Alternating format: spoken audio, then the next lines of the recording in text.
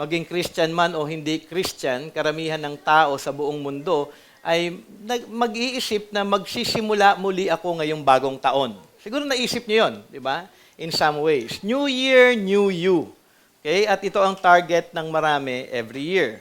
Bagong diet, bagong exercise o sports, bagong goal, bagong librong babasahin, bagong Bible, na at magpaplano na tapusin ang buong Bible this year. Okay? Bagong trabaho o negosyo o pagkakakitaan, bagong buhay, na sasabihin this year, mas magiging loving ako, mas magiging patient ako, mas magiging diligent ako sa aking paglakad sa Panginoon. Bagong hairstyle, may bagong hairstyle ba sa inyo ngayon? May bagong ligo. Siguro, baka dahil hindi kayo mahilig maligo last year, baka plano nyo, maliligo na ako palagi ngayong taong ito. Okay?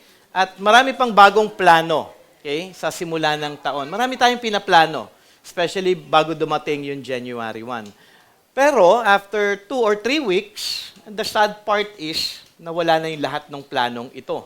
Okay? Siguro sa iba, it will last for a month or 2, and a few will really finish their goal sa taong ito. Pero as a believer, I believe, ang kailangan natin is not to have new plans, but to be constant. At sa kung ano ang kalooban ng Diyos para sa atin. Yun yung dapat na maging goal natin. Lord, help me na mas maging consistent. Okay?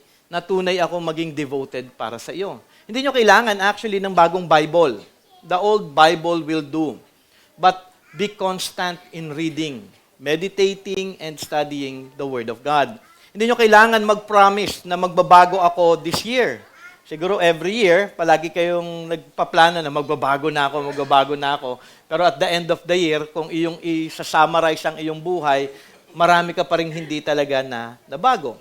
Okay? But pray na sa biyaya ng Diyos, tunay ka na magpatuloy na kilalanin ang Diyos. Kilalanin si Jesus at tunay na lumago sa kanyang wangis.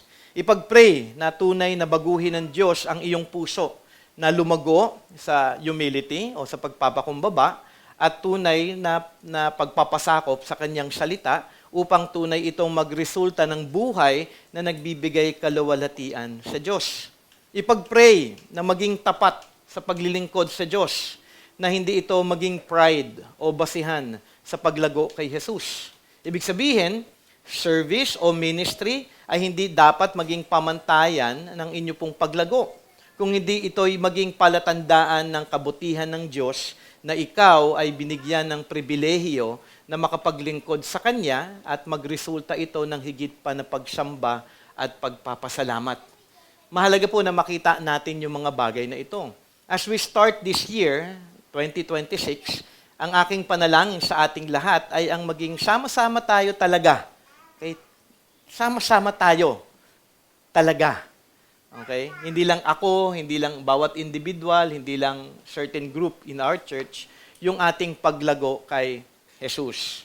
Maaring isipin ninyo na, Brother Jay, ito naman palagi yung tuon mo sa church. Di ba? Palagi ko naman sinasabi na sama-sama tayo at lumago. Yes, pero sa bawat taon, nawa may tunay na paglago pa tayo sa ating church. Okay? Bilang isang church. Yung talagang, alam mo yun, evident, nakikita, hindi siya yung parang pang front lang, na mukhang okay, pero deep inside, ay hindi naman pala talaga tunay na lumalago sa Panginoon. Alam nyo, yung may clear growth talaga sa buhay ng bawat isa. Hindi lang intellectual, pero makikita sa buhay ng bawat isa at sa buong pamilya. Hindi lang sa isang tao.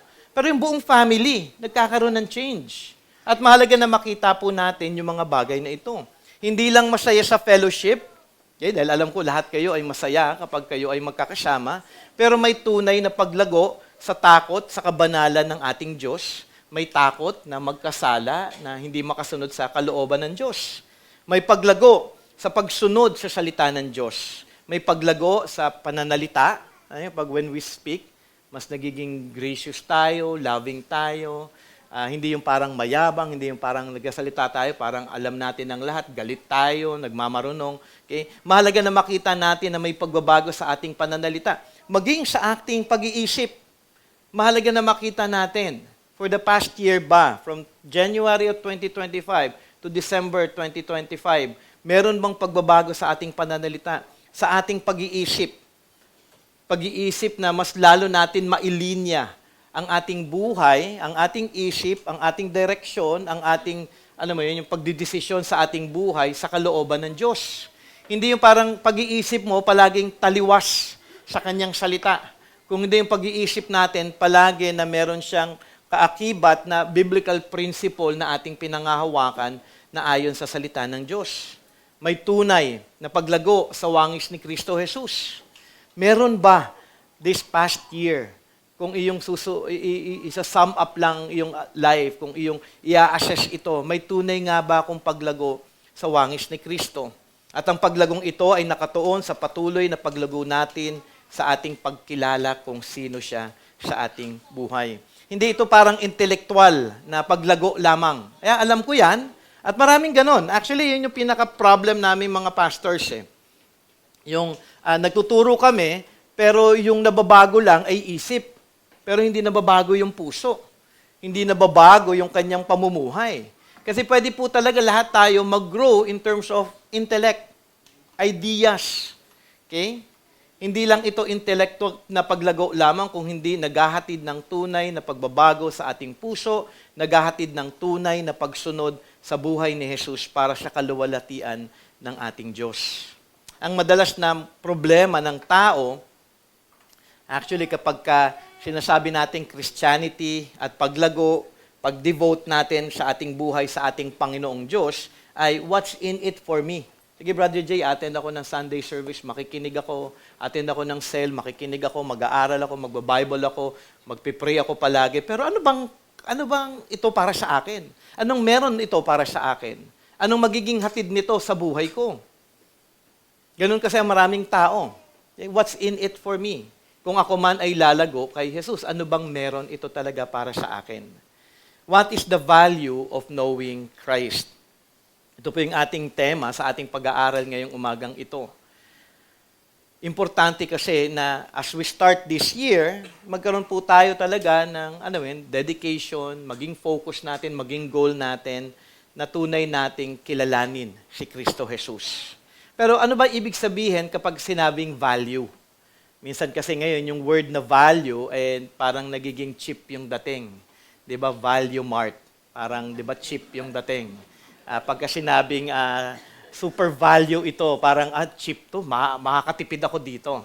Pero kapag sinabing value, kung iyong iisipin, ano bang unang lalabas sa inyong isipan? Sana hindi po cheap type. And let me share kung ano nga ba ibig sabihin ng salitang value. Number one, it's worth or importance. Importante makita po natin yun. Value refers to how much something is treasured, esteemed, or considered precious. Valuable. Okay? Si Kristo ay valuable sa akin. Mahalaga siya para sa akin. He's worthy. He's important. Okay? Treasured. Siguro another idea, pag sinabi nating value, doon sa ating passage na aralin later on, is yung comparison. Paul uses the concept of value by contrasting Christ with everything else. Parang ikinukumpara siya. Okay? He says that all achievements, possessions, and status are lost in comparison to the surpassing value of knowing Christ. So may comparison. Kung i-compare natin at sinasabi natin knowing Christ is valuable, talaga bang valuable siya? Kumbaga, in comparison with everything, talaga siyang ba na pinaka-prioridad natin sa ating buhay? Okay? Coming from that word, priority is another idea na meron pong kasama ito in understanding the word value. Value indicates what we consider most important in life. Okay? Para kay Paul, Christ is not just important, He is supreme, above all else. So, ibig sabihin, pag sinabi natin Christ is valuable, He's the priority. May value nga ba si Christ sa inyong buhay? So, kapag sinabi niyong may value si Christ sa inyong buhay, kinukonsider niyo nga ba si Christ na siya ang pinaka-supreme, pinaka-mahalaga sa inyong buhay?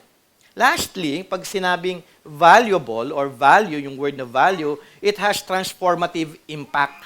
Value is not just about appreciation, but about how it changes our choices, goals, and identity. Knowing Christ reshapes Paul's entire life's direction. So makikita natin, may transformation na hatid kapag sinabi natin yung value of knowing Christ. Kung priority siya, importante siya, supreme siya, dapat may transformation. Dapat may hatid na paglago. Lalo na, si Christ importante.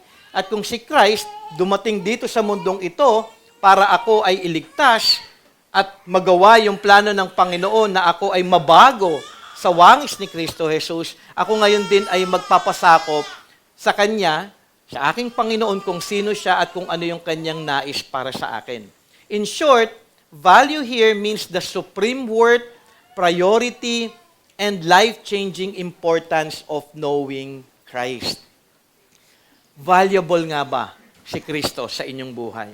So atin pong basahin ngayon ang ating aaraling passage, which is Philippians chapter 3, verse 8 to 11. Philippians chapter 3, verse 8 to 11.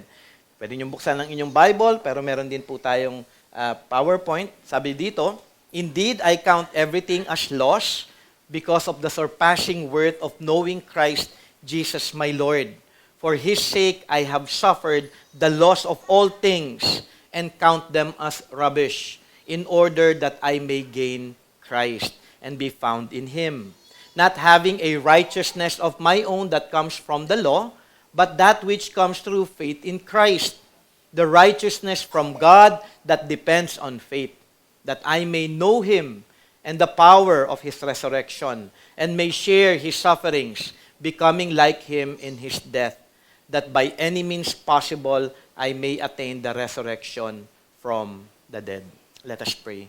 Lord, we ask, O God, for your mercy as we study your word in Philippians chapter 3. Lord, help us to know the value of knowing Christ all the more, Panginoon Ama. As we start this year, I pray, Panginoon Ama, na tunay na ang bawat isa, hindi lang during Sundays, hindi lang during Bible studies, Panginoon Ama, na aming maging desire na kilalanin pa kayo. Ngunit in our daily life, Panginoon, tulungan niyo po kami na makita yung importance na sa paglago, Panginoon Ama, ng aming pagkilala kay Kristo. Makilala siya at magresulta, Panginoon Ama, ito ng pagbabago din sa aming buhay. Aming dalangin ang inyo pong biyaya na kayo po, O Diyos, ay tunay na kumilos sa aming mga isip, lalong-lalo na sa aming mga puso, na maghatid po ito ng pagbabago para sa kaluwalhatian ng inyong pangalan. Ito pong aming dalangin sa pangalan ni Jesus.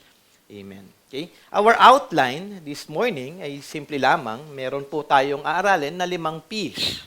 Okay? What is the value of knowing Christ? Number 1, yung precious word, which is verse 8. Second is the position in righteousness in verse 9. And then power of resurrection in verse 10a. Partnership in suffering in verse 10b. And the promise of eternal life in verse 11. So what is the value of knowing Christ? Ito po yung 5 bagay na makikita po natin in Philippians chapter 3 verse 8 to 11. Tunay nga bang valuable si Christ sa inyo? For sure, lahat kayong magsasabi na, oo, valuable si Christ sa akin. Siguro walang magsasabi sa inyong hindi. Di ba? Kahit na parang labas na lang sa ilong ninyo, yung oo ninyo, wala pong magsasabi na hindi po valuable si Christ sa inyo. Pero mahalaga na makita ninyo na kung si Christ ay valuable, ito din ay sasalamin sa inyong buhay. Ito ay maghahatid ng paglago kay Jesus sa inyong prioridad, sa inyong pananalita, sa inyong karakter, at ito ay masasalamin sa inyong buhay araw-araw. Kaya nga, in reality, hindi nyo po talaga pwedeng i-deceive si God sa inyong pagsabi o pag-profess na hindi valuable si Christ. Hindi nyo din ako actually yung maluloko. Okay? Kung kayo ay aking kakausapin, meron po akong mga katanungan na talagang magre-reveal din ng inyong relationship sa ating Panginoong Diyos. Kasi kapag sinabi nating valuable si Christ, it will be revealed in life. Makikita yan sa araw-araw ninyong buhay. Pero paano ninyo malalaman kung si Jesus ay tunay ngang valuable? Okay? So, hindi lamang tayo mag-aaral na tamang, valuable si Christ. Pero paano nga ba natin malalaman na tunay nga bang valuable si Christ? Una-una, number 1 do sa ating outline is yung precious worth of Christ. Okay? Sabi nga sa verse 8, "Indeed, I count everything as loss because of the surpassing worth of knowing Christ Jesus my Lord. For His sake, I have suffered the loss of all things and count them as rubbish, in order that I may gain Christ." Si Jesus nga ba ay precious sa inyo? Si Jesus nga ba ay tunay na mahalaga sa inyong buhay? Para kay Paul, itinuring niyang basura, okay, ang lahat kumpara sa kanyang pagkilala kay Jesus.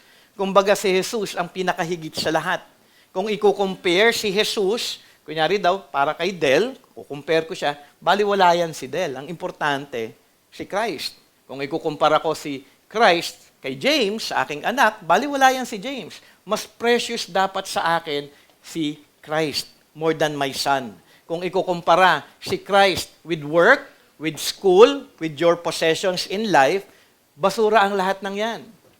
Importante dapat nating makita na higit si Kristo sa lahat ng ito.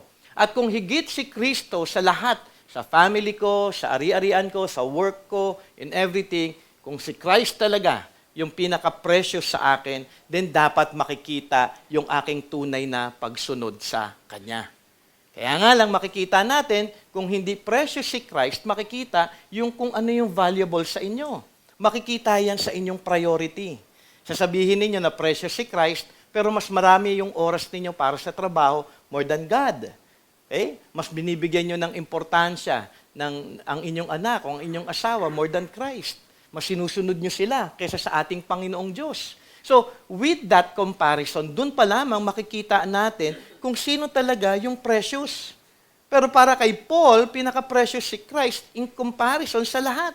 Kaya nga sabi nga dito, I count everything as loss because of the surpassing worth of knowing Christ Jesus my Lord. Higit sa trabaho, higit sa pamilya, sa kung anuman ang inyong binibigyang halaga sa buhay ngayon. At kung si Jesus ay tunay na mahalaga sa inyo, kayo ay tunay din na may excitement na makilala siya, na lumago sa inyong pagsunod sa Kanya, na ipagpaliban ang lahat para kay Jesus. Mahalaga po nating makita ito. Si Christ ang lahat. Everything is just secondary sa aking buhay. Hindi ko pwedeng unahin ang pamilya ko, ang trabaho ko, ang pag-aaral ko sa Sunday service na makilala si Christ. Hindi ko siya pwedeng unahin ang kung ano man meron sa mundong ito. Ang priority ko is Christ. Ibig sabihin, kung precious at worthy si Jesus sa iyong buhay, ang tuon mo ay sundin siya. Kilalanin siya. Aralin siya sa iyong buhay. Example, bigay po ako ng example. Okay? Iyong tatalikuran ang inyong sariling kagustuhan. Pag sinabi mong precious si Christ, okay, you are to die to self. At iyong susundin ang kalooban ng Diyos tulad ni Jesus. Kasi ganun po si Jesus eh. Dahil kay Jesus Christ, siya ay bumaba dito, ang kanyang precious, ang precious kay Christ is to obey God. Tama ba? Nung bumaba si Kristo, ang pinaka-precious sa Kanya ay ang makasunod at magbigay ng kaluwalhatian sa Diyos Ama. Sabi po sa John 14:31, "But I do as the Father has commanded me, so that the world may know that I love the Father." So dito actually, sa napakasimpleng passage in John 14:31, ipinapakita na kung precious, valuable, at important at priority si God, makikita ito sa obedience. At kung sasabihin ninyong love nyo si God, paano daw ipapakita yung love kay God? By obeying God's commandment. Yun yung pagpapakita ng tunay na pag-ibig. Hindi yung sasabihin ninyo, I love ko si God. Pero ang prioridad, iba. I love ko si God. Pero namumuhay sa kasalanan. Hindi nyo love si God. I don't want you to live your life this year na parang, alam nyo, yung deluded kayo, niloloko nyo lang yung sarili ninyo. Pagka sinabi nyong love si God, then you will turn away from sin and you will obey God. Simple lamang po ang Bible. Ang problem po, stubborn lang talaga ang maraming Kristiyano. Kasi simple po ang Bible eh. Pinapahirapan lang ito ng marami dahil sa kanilang pagiging makasalanan. Kung tunay ninyong mahal ang Diyos, katulad ni Jesus, inyong susundin ang kanyang kautusan. Hindi ang kalooban at nais ninyo, kundi ang kalooban ng Ama. Ang problem, marami pong mga tao sa mundong ito, lalo na mga Christians, people pleaser. Alam mo yun, yung people pleaser, but not God pleasers. Ang tuon, ay, sasabihin nila ito, ganito. Hindi po dapat ganon. Ang tuon natin, huwag nyo nang pakialaman, huwag nyo nang isipin kung ano yung sabihin ng ibang tao. Ako ganon na ako eh. Sabi ko nga, kung ako nag-start ulit ng Christian, hindi ko naiisipin ng ibang tao kung anong pananaw nila sa akin. Basta't ako, ang importante lang sa akin, susundin ko lang si God. Hindi ako, kaya ngayon, medyo mas matapang na ako eh. Kasi nag-grow na ako in understanding na tamang magalit kayo sa akin, kung magagalit kayo, ang importante si God na pi-please ko. Masakit man yung sasabihin ko sa inyo, pero yun ang katotohanan dahil yun ang salita ng Panginoon. And better na ma-hurt kayo ngayon rather than baka hindi kayo Christian at may eternal hurt kayo mararamdaman. Di ba? Mas nakakaawa po kung ang ating Panginoon ang siyang magpaparusa sa inyo. Ngayon pa lamang makita at marinig nyo na kung ano yung katotohanan. Let me share a passage. Mahalaga po ito. At ito po, hindi lamang po dito, kundi sa maraming mga churches, even in Hayak, and all other churches na aking inaaral, mahalaga po na makita ito. Let me share a passage na madalas natatalo ng culture, lalo na tayo dito sa Pilipinas. Okay? Ang pagsunod na malinaw na kautosang ito. Matthew chapter 10, verse 34 to 39. Okay, sabi dito, "Do not think that I have come to bring peace to the earth. I have not come to bring peace, but a sword. For I have come to set a man against his father, and a daughter against her mother, and the daughter-in-law against her mother-in-law.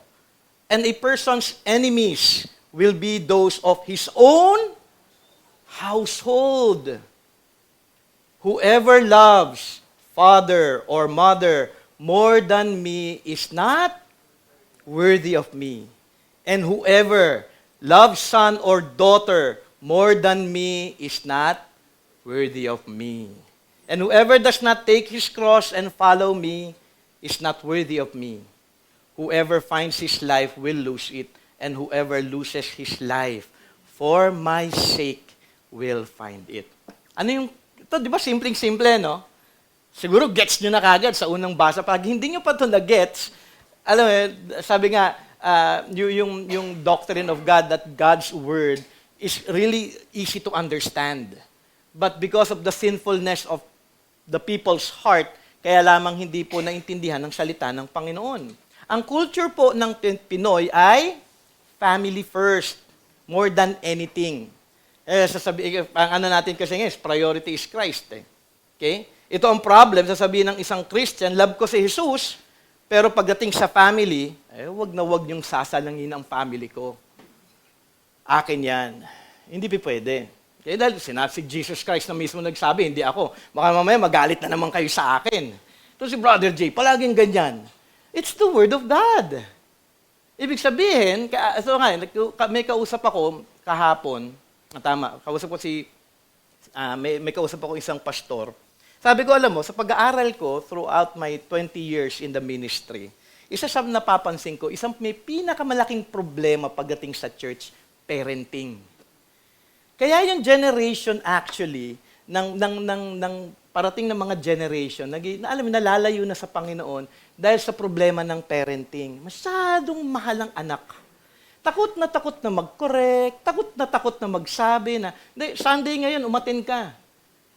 Hindi, ayoko. O sige na nga, anak, okay lang. Alam mo yung parang tumitiklop sa anak. Ano yung sabi sa passage? Di ba, napakalinaw, whoever loves son or daughter more than me is not worthy of me. Matakot kayo. We start the year, and as we start the year, you are to see there is a command that is very clear. Matakot po tayo for the coming generation. Yun yung kinakatakot ko eh. Kasi ako, I'm not just teaching yung present ngayon, but I want to teach what will happen also in the coming generation. Yes, mas magiging masama talaga in the future, from bad to worse, pero sana masubside na natin ng konti yun in our church. Ang problem po talaga parenting eh. Sabi ko nga kay Pastor Kito, Brother Kito, isasuggest ko kay Pastor Bob, this year, you teach the fathers how to study the Bible and how to teach the Word of God. Sabi ko, Thea is good. Maybe you can use Thea. Sabi ni Pastor Kito sa akin, ay ni Pastor Bob ng Thea ang gagamitin. Then suggest.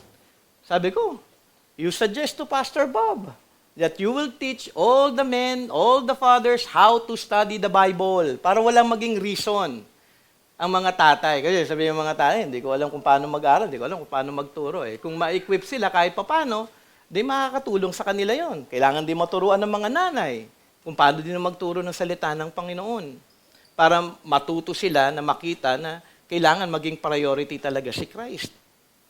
In truth, ito pong problemang ito ang isang lumalalang kasalanan ng maraming Christian. Hindi madisiplina ang anak, hindi mapagsabihan, ayaw na mag-suffer ang anak kung kailangan mag-suffer dahil may consequence ng sin silang kinakaharap.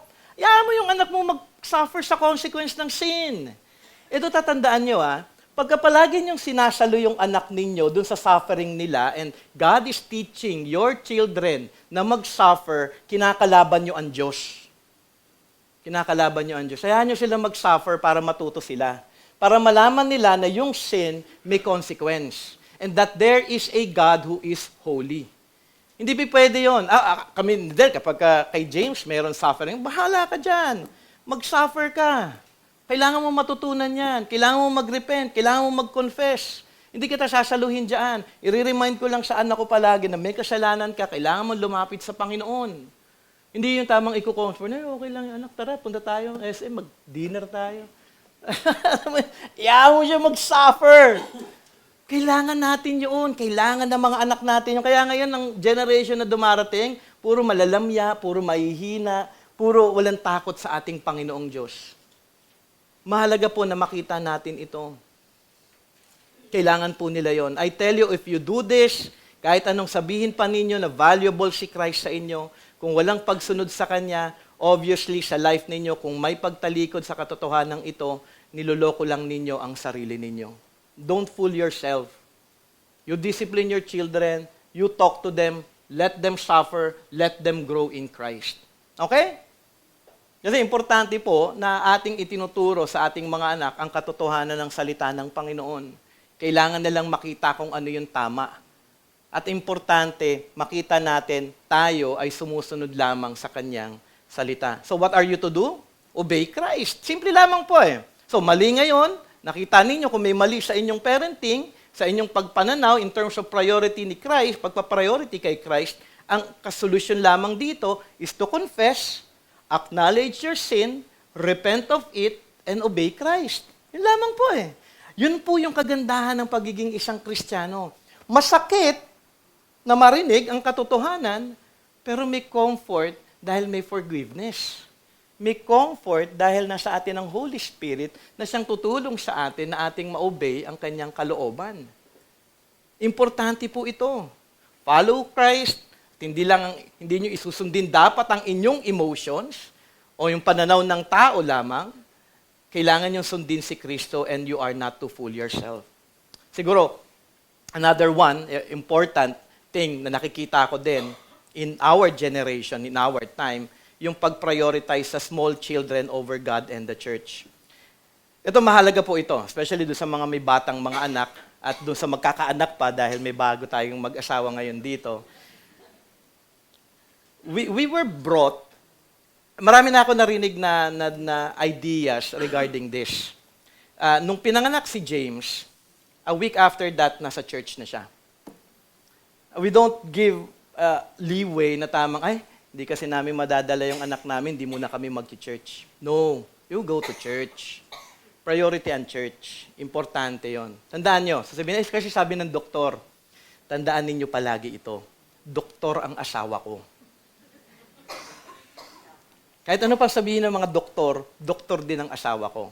And kami, actually in hierarchy, sasabihin, kasi pastor ka, kailangan mo talagang pumunta sa church. Hindi. It's not just a pastor, he is commanded to go to church. Everyone is commanded to go to church. Hindi lang po ang pastor. So, in bringing up a child, kailangan niyong makita na ang priority ang Diyos.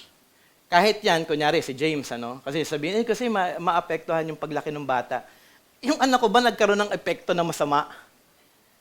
Yung anak ba namin, ng mga pastor nagkaroon ba ng problema dahil yung anak dinala ng maaga sa church at ginising siya kasi kailangan naming umattend ng church? Hindi. Lahat naman naging Kristiyano. Lahat naman naging maayos. Sasabihin ng mga doktor, ay, magkakaproblema yung anak mo kapag ganyan, pagka yung time ng tulog dapat kumpleto. Isang araw lang yung mawawala na walang tulog siya. Napaka-foolish because people, a lot of Christians follow the world more than God.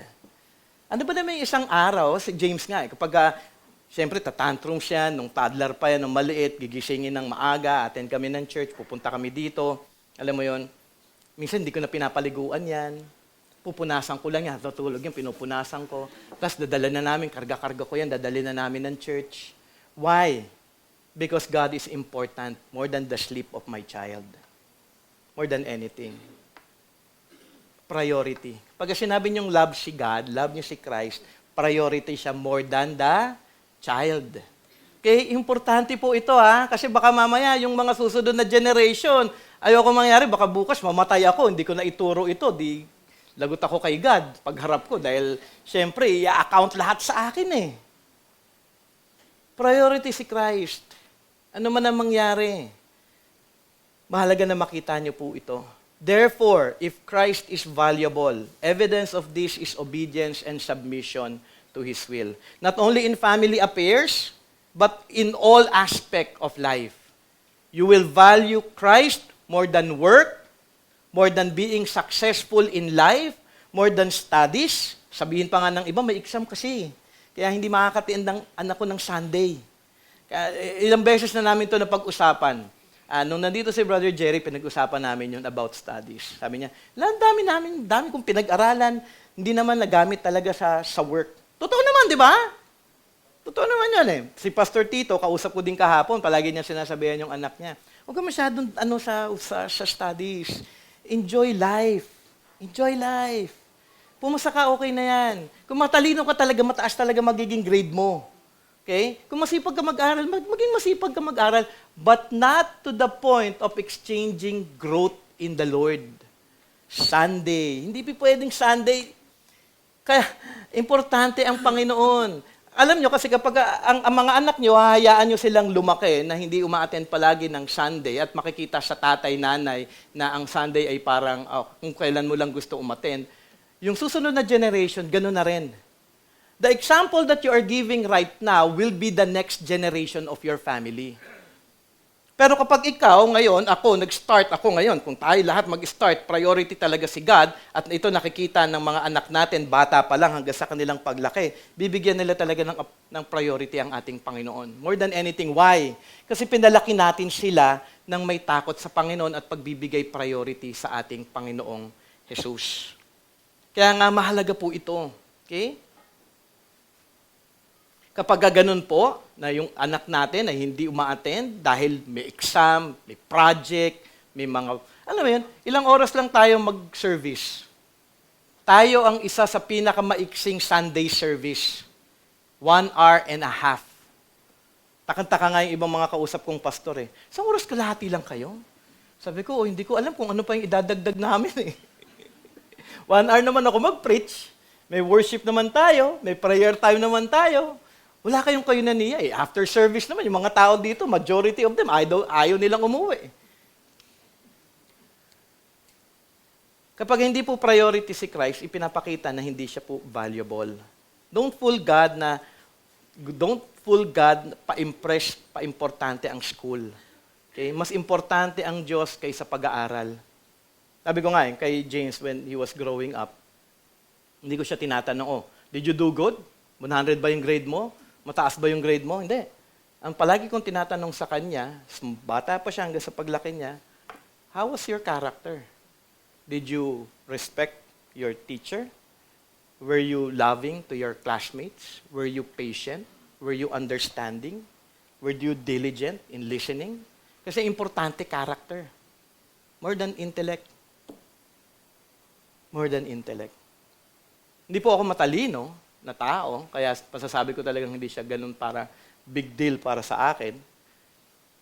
Because ang importante is character more than anything. Kasi kung diligent ka, mag-aaral ka. Kung kilala mo ang Panginoon, may takot ka sa Panginoon, mag-aaral ka. Di ba? Simple lang yun eh. Hindi parang, nag-aaral ka nga, wala ka naman takot kay Kristo, baliktad. Dapat may takot muna kay Kristo, dahil may takot ka, mag-aaral kang mabuti. Magkakaroon ka talaga ng tamang desisyon at direksyon sa iyong buhay, dahil nakaugat ang lahat at nakasentro ang lahat kay Kristo Jesus. Christ is valuable more than your possessions in life. Valuable than your holiday trips. Pagdating sa flight, di ba, minsan pag travel, hindi nalilate, pero sa church nalilate. Nakikita niyo yun? Ako ganun ako eh. Kapag may trips kami ni Del, palagi kong kino-compare yung aking paghahanda. Kasi pagdating sa trip, 2 days pa lang naka-ready na ako. 2 days before ng trip ko. Naka-impake na ako, nakaayos na ako. And then, minsan iisipin ko, ganito din ba ang treatment ko kay God? Na may priority din ako sa Kanya, na handang-handa ako para sa Kanya. Kasi pagdating sa trip, lahat kayo handang-handa eh. Di ba? Sino sa inyo naiwan ng eroplano? Wala. Sino sa inyo na late na sa church? Marami. Kumbaga parang, I'm not saying na huwag kayong magbakasyon. You do vacation. Importante yan para sa inyo. But when you do vacation on a Sunday, attend a church. Okay? Hindi yung bakasyon kayo ng Sunday, bakasyon din si God. Hindi pwedeng ganon. Okay? So, ibig sabihin, you always compare when you do something good, secularly or personally, tignan nyo din yung inyong ginagawa in terms of your relationship with God, na dapat mas higit pa kay Kristo Jesus. I hope this will open your mind kung si Jesus ay valuable nga sa inyong buhay. Kung siya ay valuable, He will be precious to you. You will consider that He is worth everything in your life. Let me just give you 2 passages. Matthew 13, 44, 46. The kingdom of heaven is like treasure hidden in a field, which a man found and covered up. Then in his joy, he goes and sells all that he has and buys that field. Again, the kingdom of heaven is like a merchant in search of fine pearls, who on finding one pearl of great value, went and sold all that he had and bought it. Ganun ba ka-valuable si God, si Christ sa inyo? Naiiwan nyo ang lahat para lamang sa Kanya. Jeremiah 9:23-24. Thus says the Lord, let not the wise man boast in his wisdom, let not the mighty man boast in his might, let not the rich man boast in his riches, but let him who boast in this, that he understands and knows me, that I am the Lord who practices steadfast love, justice, and righteousness in the earth. For in these things I delight. Di ba? Napakaganda ng passage na ito eh. For in these things I delight, declares the Lord. Ano yung delight ni God? Yung atin siyang kilala. Yung atin siyang sinusunod. Yung atin siyang binibigyan ng prioridad sa ating buhay. Paano ninyo malalaman kung si Jesus ay tunay ngang valuable? Una, siya ay precious. Precious worth sa ating buhay. Knowing Christ is not just valuable, it is incomparably greater than anything else. Achievements, possessions, or status.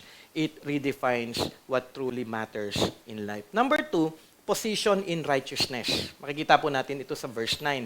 And be found in Him, not having a righteousness of my own that comes from the law, but that which comes through faith in Christ, the righteousness from God that depends on faith. Kung ikaw ay isang Christian, ikaw ngayon ay isa na kay Kristo. Tama ba? You are united, you are one with Christ. Okay? At sa iyong pakikiisa kay Jesus, ikaw ngayon ay positionally before God ay isa ng kanyang righteousness. Okay? Ibig sabihin, nung kayo ay naging united in Christ, you are now made righteous. Sa pananaw ng Panginoon, sa kanyang paningin, tayo ay malinis.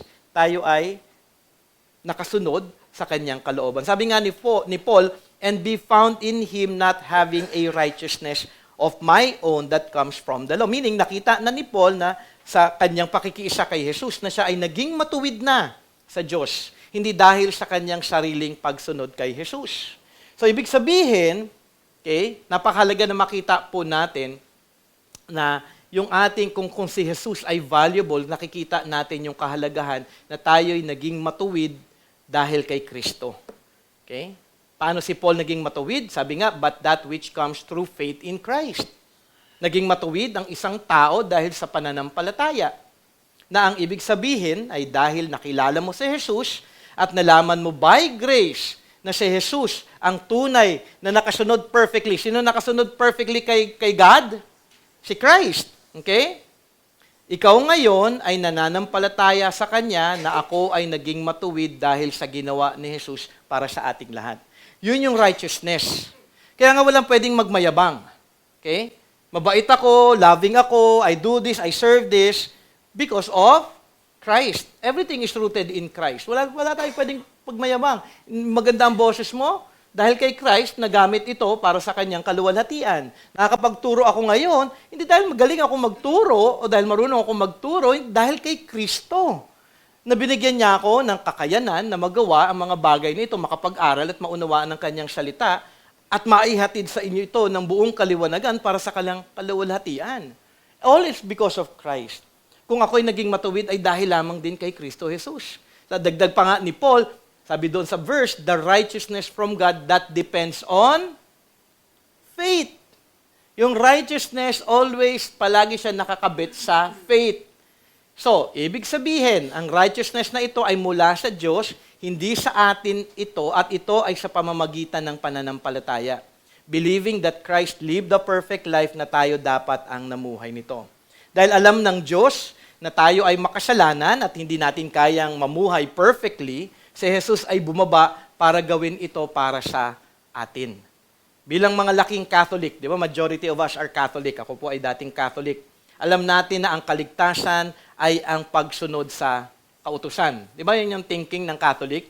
Sumunod ka para maligtas ka. Gawin mo ito para maging righteous ka. Pero mali po yun. Dahil kahit anong pagsunod po natin, hindi tayo talaga makakasunod perfectly. Kasi ang requirement ni God is perfect righteousness.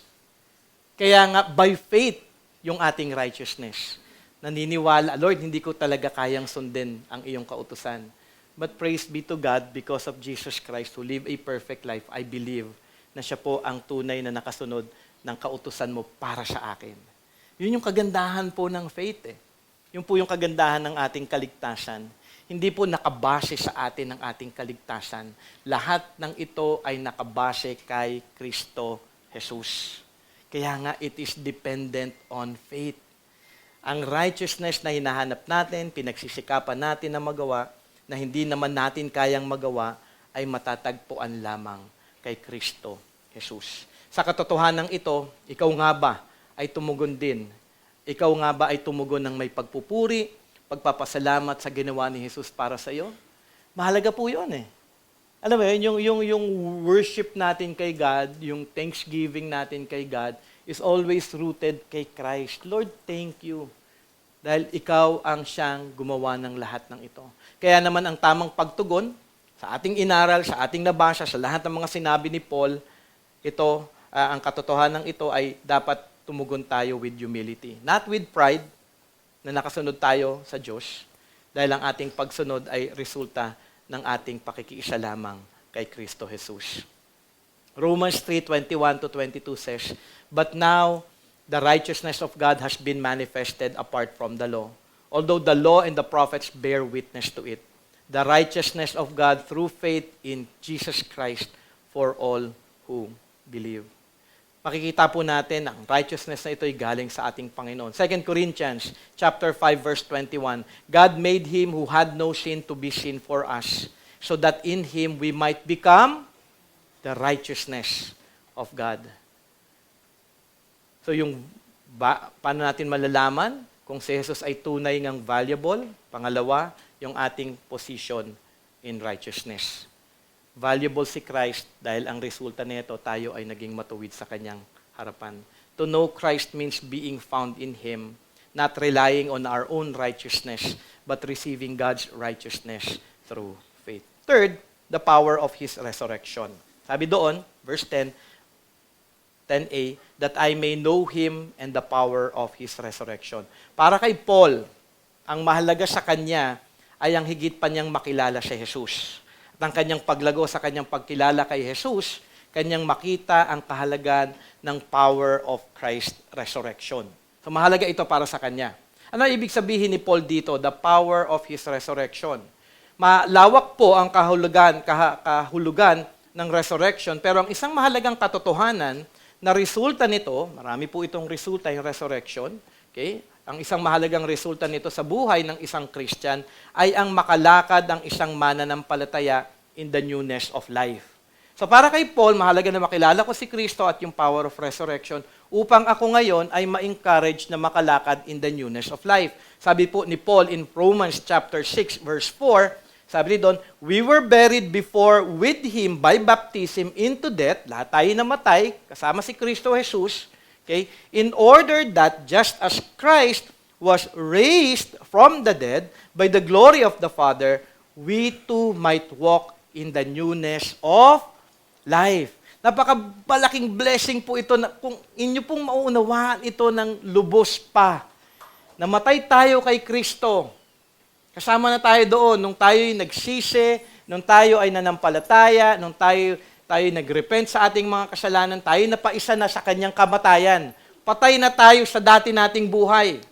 At nung resurrection ni Jesus Christ, nung siya'y bumangon muli, mula sa kamatayan, kasama din tayo. Ibig sabihin may pag-asa. Kung ikaw nga ay tunay na isa kay Kristo Jesus.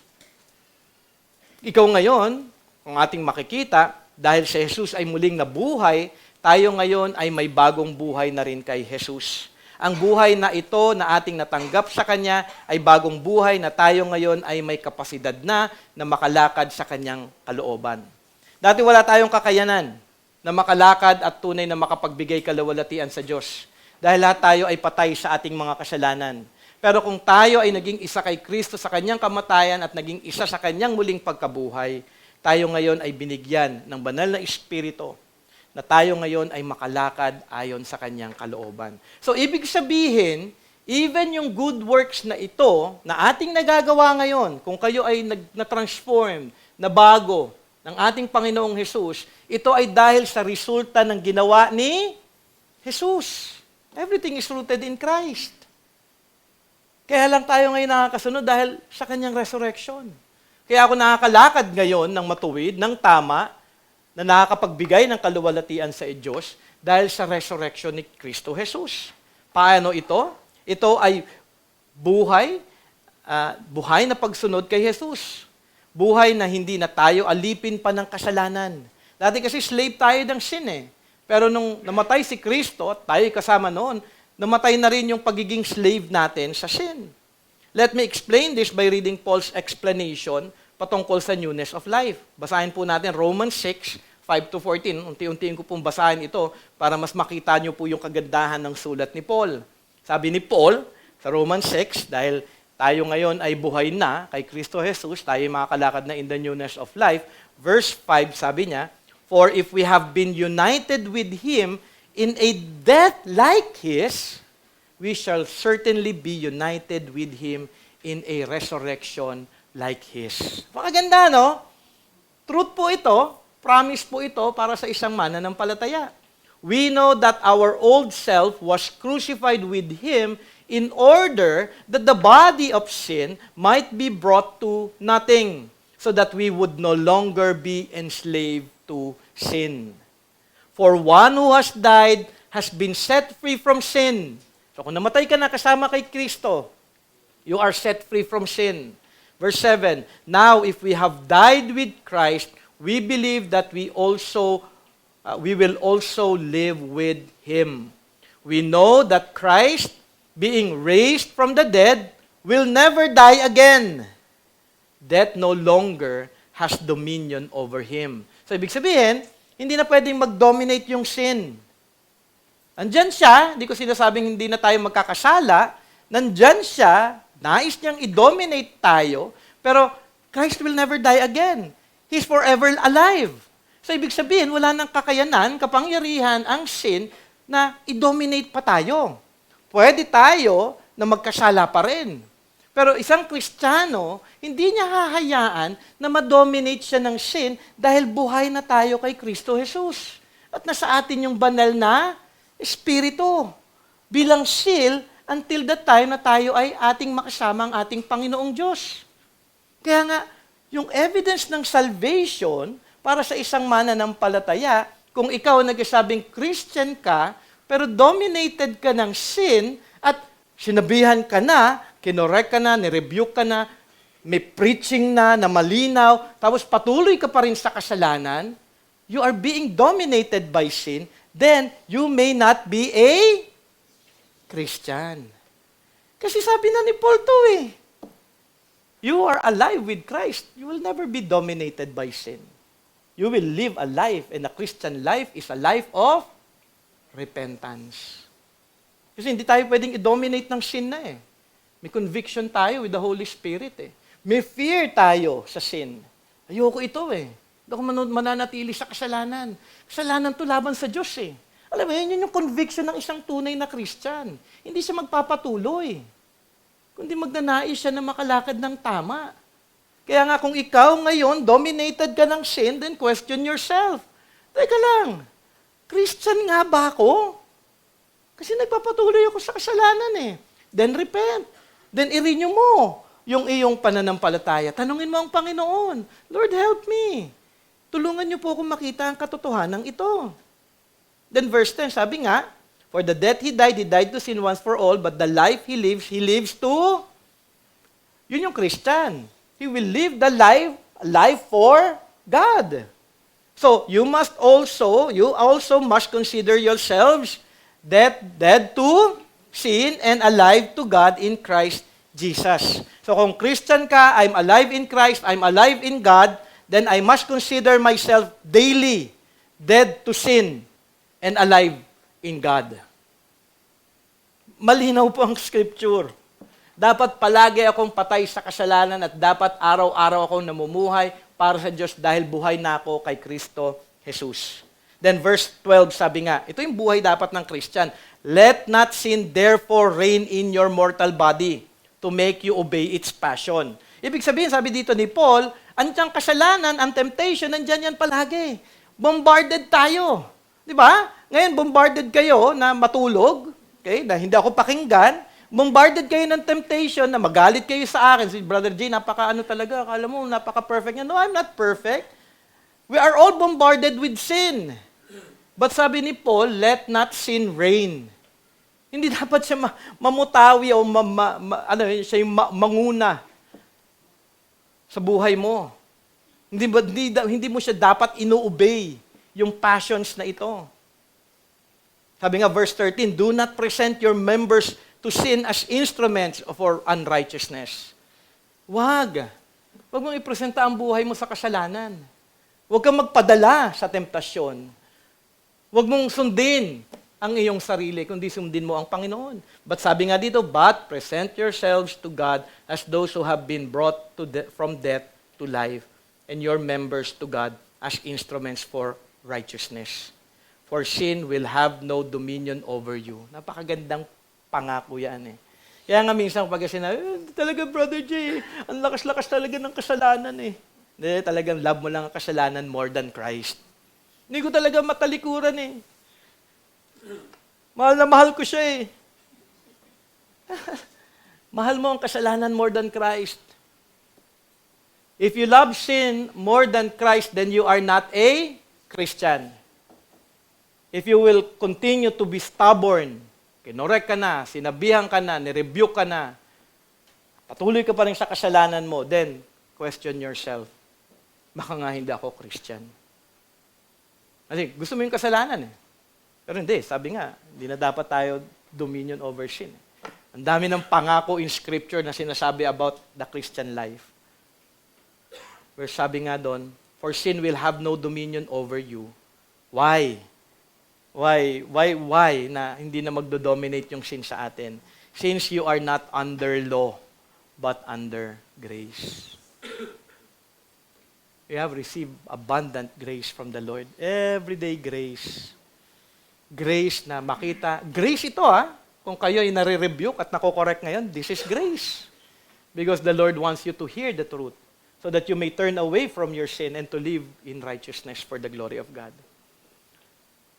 Paano ninyo malalaman kung si Jesus ay tunay ng valuable? Pangatlo, the power of His resurrection.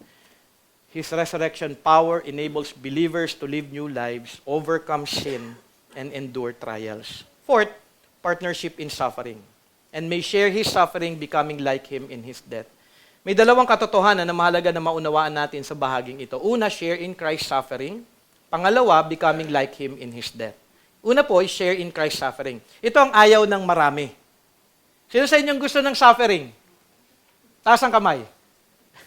For sure, walang magtataas ng kamay, but we all are suffering.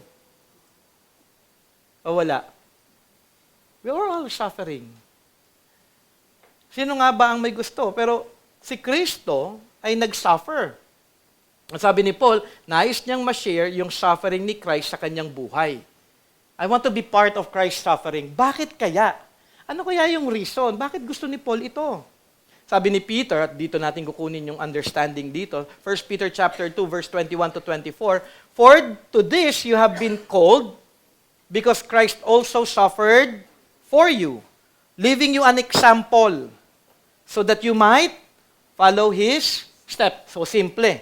Nag-suffer si Christ, niwan niyo ito as an example para i-follow natin yung kanyang suffering.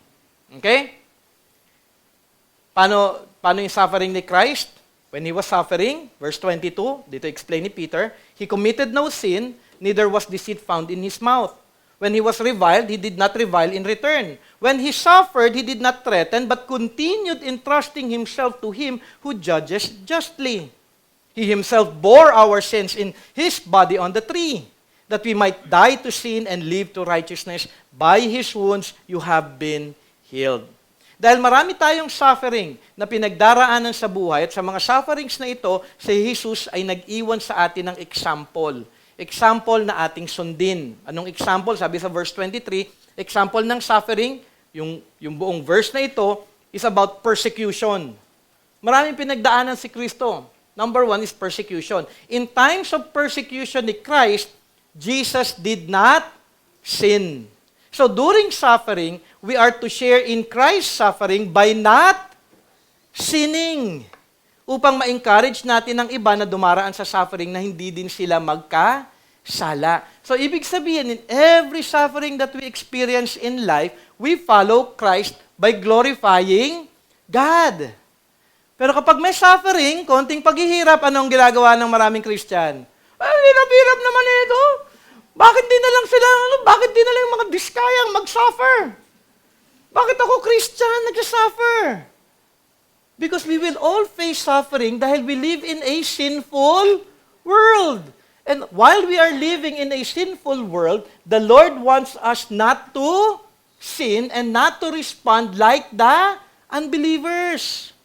That we are to continue to entrust ourselves to God. That we are to depend on Him, trust in Him. Ano man suffering ito, health issues man ito, do not sin. Kung suffering mo man ay relational suffering, dahil meron mga taong galit sa'yo, ayaw sa'yo because of your salvation or because of your life in Christ, do not sin. Huwag kayong magagalit sa kanila. Huwag kayong mag-iisip na masama sa Kanya. Huwag kayong magiging bitter sa mga taong galit sa inyo. Pero ang ginagawa ng maraming tao, bitterness, anger, tampo. We face a lot of suffering. And it's normal. And the Lord wants us not to sin. And that we may glorify Him, just like Christ. Because He did not revile, hindi siya nagsalita, hindi siya nagalit. Pwede ba si Kristo na magpadala ng legions of angels during the time ng kanyang crucifixion? Hindi niya ginawa yun, pero kaya niyang gawin yun. Leaving us an example na kung meron man tao na nagpe-persecute sa atin, mahalin para natin sila. Patawarin natin sila. Mamuhay tayong katulad ni Kristo. At yung bagay na yun, maging example din natin para sa kanila. Not only not to sin, but to learn submission to God's sovereignty. Plano to ni God. Sovereign si God. Inalaw niya tong sitwasyon na ito. Kailangan ko magpasakop dito na hindi ako dapat magrereklamo. Kung hindi, patuloy lamang ako magtiwala sa Kanya. Friday night, may nakausap akong mga kapatiran sa High Rock, which is good, although mahaba yung mga kwento nila, and I was thankful na binigyan ko ng God ng listening ear. Kung meron kayong problema Parang sabi ko nga, yung mga problema kong pinagdaraanan, hindi mako-compare sa kanyang pinagdaraanan. Yung husband niya, nagkaroon ng cancer. Sa throat yata yon, something like that. And during the time nung nagkaroon ng cancer yung kanyang husband, yung nanay niya was in the hospital. At nagkasakit yung nanay niya for 7 years. So, ibig sabihin, nag-deplete yung kanilang finances, siya yung nag-aalaga, inaalagaan niya yung asawa niyang may cancer, inaalagaan niya yung nanay niya na may sakit. Siyempre, may dalawa siyang anak, inaalagaan niya ang lahat ng mga ito. Ang dami niyang concern.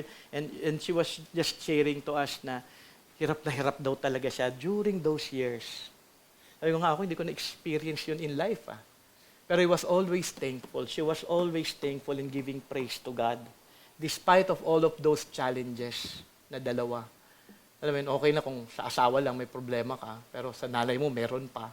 Tapos syempre may anak ka pa, may concerns ka pa doon. Alam mo yun, tayo minsan konting problema lang, traffic lang, galit na tayo. All of those sufferings are given by God to mold us to be more like Christ. And I can see sa kanyang life na talagang binago siya ng Panginoon dahil ngayon, nagpupuri siya na thankful siya na dumaan siya sa sitwasyon na yon dahil alam niya na ang Diyos ay tunay na napakabuti. Hindi niya na-experience yun, hindi niya ma-experience yung kabutihan ng Panginoon. Kaya in every suffering, take it as something, an opportunity for you to grow and for you to be an example for others. Na kapag sila man dumating sa suffering na yon, alam mo, pinagdaanan ko din yan. Magtiwala lang tayo sa Panginoon, manalangin lamang tayo palagi. Kasi tayo din ay maganda at gagamitin ng ating Panginoon na maging example din sa ating mga kapatiran na dadaan din sa mga sufferings. So take heart pag may suffering. You can even enjoy it because it is an opportunity for us to glorify God and to know Him. 2 Corinthians chapter 1 verse 3 to 7 says, Blessed be the God and Father of our Lord Jesus Christ, the Father of mercies and God of all comfort, who comforts us in all our affliction. Nadaan niyo ba ito? In every affliction, God is always there. He is our comfort. So that we may be able to comfort those who are in any affliction with the comfort with which we ourselves are comforted by God. For as we share abundantly in Christ's sufferings, so through Christ we share abundantly in comfort too. If we are afflicted, sabi ni Paul, it is for your comfort and salvation. And if we are comforted, it is for your comfort, which you experience when you patiently endure the same sufferings that we suffer. Why? Bakit nila ini-endure? Kasi example si Paul Example si Christ. Na kahit na mahirap yung persecutions nila, at that time, they were patient. Sabi nga sa verse 7, our hope for you is unshaken, for we know that as you share in our sufferings, you will also share in our comfort. May comfort dun sa kapatiran na aking nakausap. Na oo nga, dumating man yung araw na merong ganitong sitwasyon sa aking buhay, nakita ko sa kanyang buhay kung paano siya sinustain ng ating Panginoon, kung paano siya nagpatuloy, na nag-glorify kay God, na nagtiwala sa ating Panginoon. So comfort yun sa akin. Dumating man yung time na paghihirap na yon sa aking buhay, alam ko na ang Diyos ay mabuti. So suffering is good. Bakit? Dahil it sanctifies us. Nakakatulong ito sa ating paglago kay Jesus. Tinuturuan tayo na magdepende sa Diyos, magpasakop sa Kanyang kalooban, lumago sa pagtugon sa paghihirap ng may kagalakan at pagtitiwala sa Diyos na hawak niya ang lahat ng bagay. Suffering includes trials, which encompasses physical, emotional, and spiritual challenges. Importantly, suffering is not viewed as meaningless, but as a process that produces endurance, character, and hope. Makikita po natin yun sa James 1, verses 2 to 4. At ating tatandaan, the ultimate goal of these trials is to produce steadfastness, making believers perfect and complete, lacking in nothing. Second, becoming like Him in His death. Sabi nga ni John MacArthur, and I quote, as Christ died for the purpose of redeeming sinners, so Paul had the same purpose in a lesser sense. He lived and would willingly die to reach sinners with the gospel. His life and death, though not redemptive, were not for the same purpose as His Lord's. Ang ating buhay, ay mahalaga na makita natin na nakalinya din dapat sa buhay ni Jesus. Makita natin ang ating tuon sa buhay ay ang maibahagi ang mabuting balita sa lahat ng ating maaabot. Simula sa ating pamilya, kamag-anak, kaibigan, at kakilala. So, ibig sabihin, ito yung dapat na tuon natin, becoming like Him in His death. Paano nyo malalaman kung si Jesus ay tunay na valuable? Pang-apat, partnership in suffering. This shows that knowing Christ is not just about triumph, but also about walking with Him in hardship, learning humility and dependence. Lastly, promise of eternal life. That by any means possible, I may attain the resurrection from the dead. Sabi ni Paul, that by any means possible. Ganda ng word na ito, itong sentence na kanyang ibinigay, itong phrase na ito. Ibig sabihin, in humility before God, dahil sa kanyang pakikiisa kay Jesus, si Paul ay magpapasakop sa kalooban ng Diyos at kanyang gagawin ang lahat para sa kaluwalhatian ng Diyos. By any means possible. Sabihin, gagawin ko ang lahat para sa Panginoon. Alam niyo, yung kanyang focus, yung kanyang desire, ay ganoon. And I pray na makuha din po natin yon dahil si Paul ay example din para sa ating lahat. Isa ka rin ba kay Paul na by any means possible, ikaw ay magpapasakop at susunod sa Diyos? In truth, madaling tumango. Alam niyo, gusto kong katulad ng kay Paul. At mag-yes dito sa katanungan na ito. But in reality, alam natin na hindi ito madali. That by any means possible. Pero dahil si Jesus ay valuable, kung si Jesus nga ay tunay na valuable at precious sa ating mga mananampalataya, at kanyang binigay ang Holy Spirit sa atin.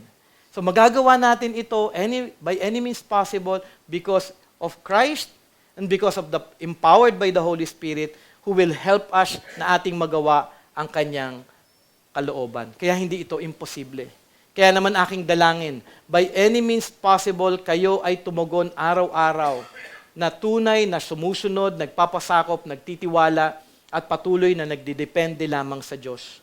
Ito ay dahil sa ating pakiging isa kay Jesus at dahil si Jesus ay tunay na mahalaga sa atin. Mahalaga nga ba si Jesus sa inyo? Then by any means possible, submit yourself to Christ. And as we continue, sabi nga ni Paul, I may attain the resurrection from the dead. Having this life in Christ, and as we submit to Him, iyong ipaalala sa iyong sarili palagi na may pangakong resurrection sa ating mananampalataya. May pangakong eternal life. Yung kagandahan Mahirap man ang buhay, maraming challenges in life, hindi nyo man na-attain yung goal na gusto ninyo, yung mga pangarap ninyo sa buhay, tandaan ninyo, yung life natin dito, pansamantala lamang. Meron tayong kakaharapin na eternal life na mas maganda, perfecto, na makakasama natin ang ating Panginoon. If Christ is valuable, we are to remind ourselves the blessing of this promise. Our life does not end in this life. True and lasting life awaits us with Christ. Kaya huwag kayong masyadong parang, yung parang enamored masyado sa mundong ito. Everything will pass away, you will die. Marami na ako nakilalang namatay. Alam mo yun, di ba? Marami tayong Christian nakilalang namatay. Kasama na nila ang Panginoon. Di ba? Yung buhay nila, okay, ganun lang pala talaga ang buhay. Ang importante tayo ay na kay Kristo Jesus at patuloy na sumusunod sa Kanya. Kaya naman tayong mananampalataya ay may kagalakan palagi. At ito ay dahil sa katotohanan ito. May suffering man, may trials man, may persecution man, hindi ito makukumpara sa pangakong eternal life na ating kakaharapin sa araw ng ating kamatayan. Kaya nga mahalaga na makita ninyo. Ang life ko sandali lang, ibubuhos ko na ito para kay Kristo Jesus. At dapat ganun po tayong lahat. Yun yung prayer ko. All of your achievements here will be for nothing. Ano man yung ma-attain ninyo will be for nothing. Maging kontento na lang kung ano man meron. Alam niyo yung blessing, si God naman nagbibigay niyan Hindi ko naman sinasabing huwag kayo maging masipag. Maging masipag kayo, but not at the expense of Christ. Na alam mo yun, mawawala si Christ, hindi siya magiging center, priority in life. Si God ang nagbe-bless. Si God ang nagpo-provide. Gawin nyo lang yung magagawa ninyo from Monday to Friday for work and leave Sunday for the Lord. always give every day for the Lord. Siya yung maging sentro ninyo. Dahil life natin, this is just short. Ako nga, iniisip ko nga siguro, sabi ko nga kay Del, 20 more years for the Lord? Yeah. 20 more years for the Lord. 48 ako ngayon So 68 up to 70. Yung 20 years na ito for the Lord. Kasi inaantay ko na lang yung time na kukunin niya ako talaga Kasi ang importante, lumalagaw ako sa Panginoon, ginagabayan ko kayo ng tama, hindi ako natatakot kung magalit kayo sa akin, kung kukorek ko kayo, dahil gagawin ko kung ano yung nais ng Panginoon at kung ano yung kanyang sinasabi sa kanyang salita upang tayo ay maging tama sa kanyang harapan. Kasi alam ko, in time, I will have eternal life. Hindi ko na kayo lahat maiisip. Pag nasa heaven na ako, ang iisipin ko na lang si Christ. Wala na lahat ng problema ko dito. Kaya excited din ako mamatay Alam mo yun? Hirap maging pastor Akala nyo madali magpastor. Kaya problema nyo lang, trabaho ninyo. Kayo, bawat individual, bawat pamilya, kayo ay nasa aking panalangin, kayo ay aking concern. Why? Dahil accountable ako sa bawat buhay ng isa na naririto. Huwag yung baliwalain yung panawagan ko. Kasi concern ako sa inyo I want you all to grow. I want you all to love Christ. At kung Christian kayo, magiging isa kayo sa akin. Hindi kayo magiging pabigat. Ako, ayoko maging pabigat kay Pastor Bob Kaya nga lahat ginagawa ko Nag-aaral ako.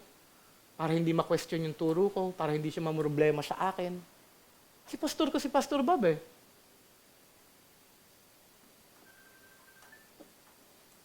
Alam mo yung magkakaroon ka ng concern pa na nakakahiya naman kay Pastor Bob, problema niya pa ako.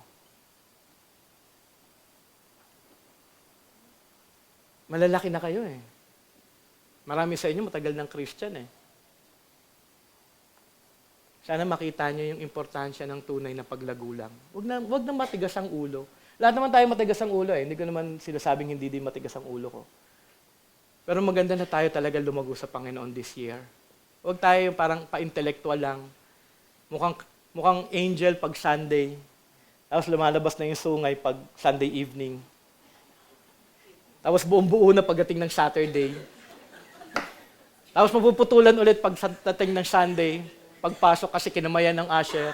Good morning! Ay, good morning! Lahat ng sungay, babaan ulit. Tapos pagdating na ng gabi, gagano na naman. Every day, sana pag-pray natin, tunay tayong lahat lumalago kay Kristo.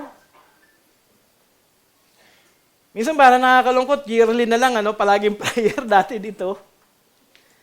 Pero I pray this year na tunay tayong maging devoted sa Panginoon. Tunay natin bigyang kahalagahan yung pagsunod natin, pagpapasakop natin, yung pagpaprioritize natin kay Kristo. Kasi gusto nyo bang mag-glorify si God? Then let's obey Him. Let's obey Him. Let's obey Him. Submit to Him. And love Him. And be an encouragement for one another. Paano nyo malalaman kung si Jesus ay tunay ng valuable panglima, promise of eternal life? It gives believers a secure future. Eternal life with Christ beyond death. Napakagandang pangako po ito para sa ating lahat. In ending, what is the value of knowing Christ? Precious worth. Mas mahalaga kaysa sa lahat ng bagay sa mundo, si Kristo Jesus. Position in righteousness. Nagbibigay ng katwiran mula sa Diyos. We became righteous because of Christ. Power of resurrection. Nagdadala ng kapangyarihan ng muling pagkabuhay na tayo ngayon may bagong buhay na kay Kristo Jesus at tayo'y pwede nang makasunod sa Kanya. Partnership in suffering. Nagpapalalim ng pakikisama sa Kanyang pagdurusa upang tayo din ay maging example at maging encouragement sa bawat isa. And lastly, promise of eternal life. Nagbibigay katiyakan ng buhay na walang hanggan. Ating isabuhay ang lahat ng katotohanan ito na si Jesus ay tunay ngang mahalaga sa ating buhay, na siya ay higit pa sa lahat. At kung si Jesus ay higit sa lahat, at tayo ay isa na sa Kanya, at we are to declare it in our lives, ang ating full surrender kay Jesus. At pagkilala na ang ating buhay ay sa Kanya na, at atin itong tunay na ialay para sa kaluwalhatian lamang ng Kanyang pangalan. Be reminded yung value of knowing Christ. Knowing Him and that we belong to Him. May I ask the worship team to sing this song?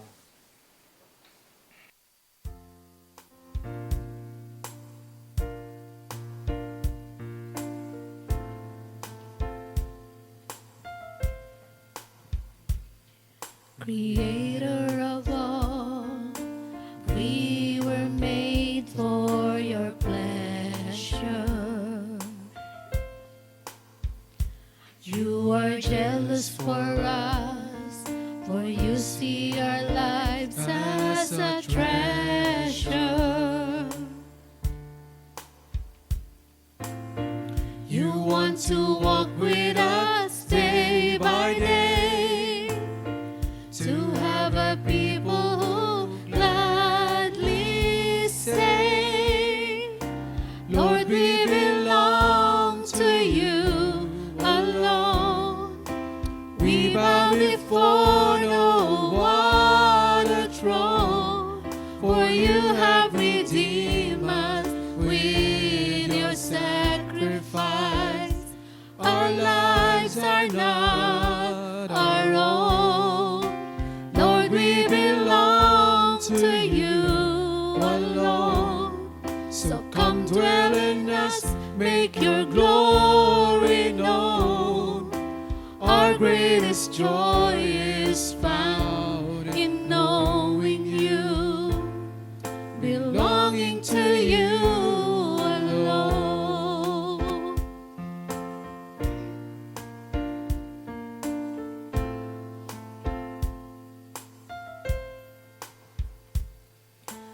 Almighty God, you made plans for us through the ages. You give each life a call and a reason for being created.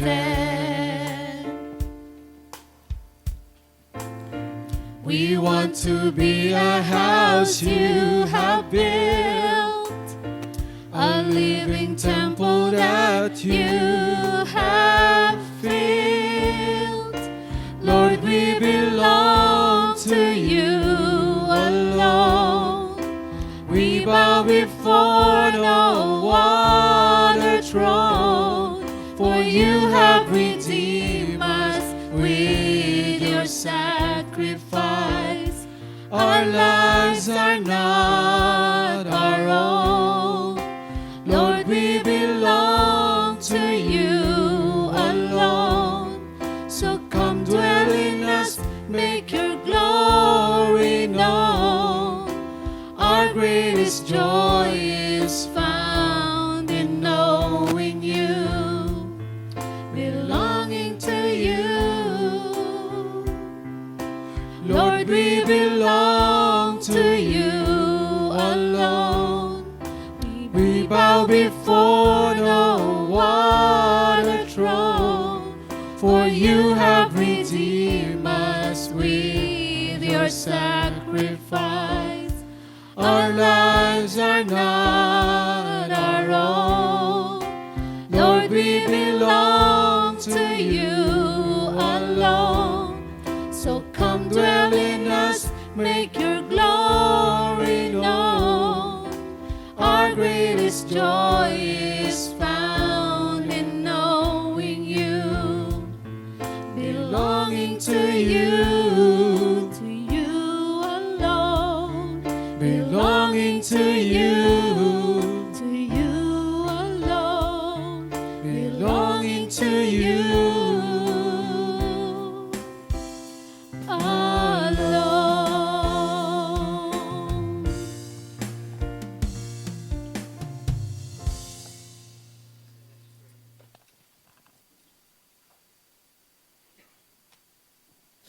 Our greatest joy is found in knowing you, belonging to you alone.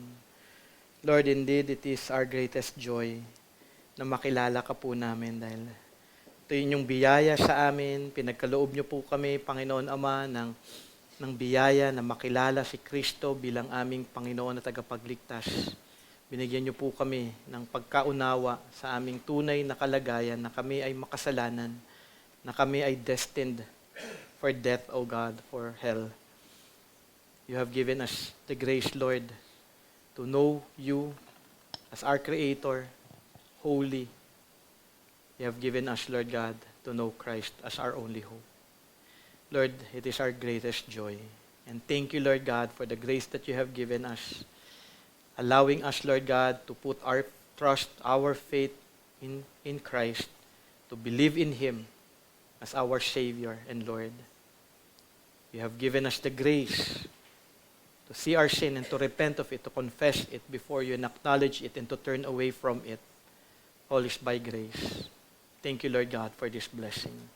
And I pray for everyone, O God, that as we once again start the year, aming dalangin na tunay nga po kami, Panginoon Ama, na bigyan po kayo ng kahalagahan sa aming buhay, na kayo ang aming treasure, na kayo ang aming priority in life, na mamatay po kami sa aming mga sarili, at tunay lamang na mabuhay, Panginoon Ama, para sa inyong kaluwalhatian. Thank you for your word, for the time, for the gathering, though we extended a lot of minutes, O God, but thank you for your word. I hope that everyone is encouraged, everyone found hope, Lord God, in Christ, and that we may truly live our lives for your glory. In Jesus' name we pray. Amen and amen.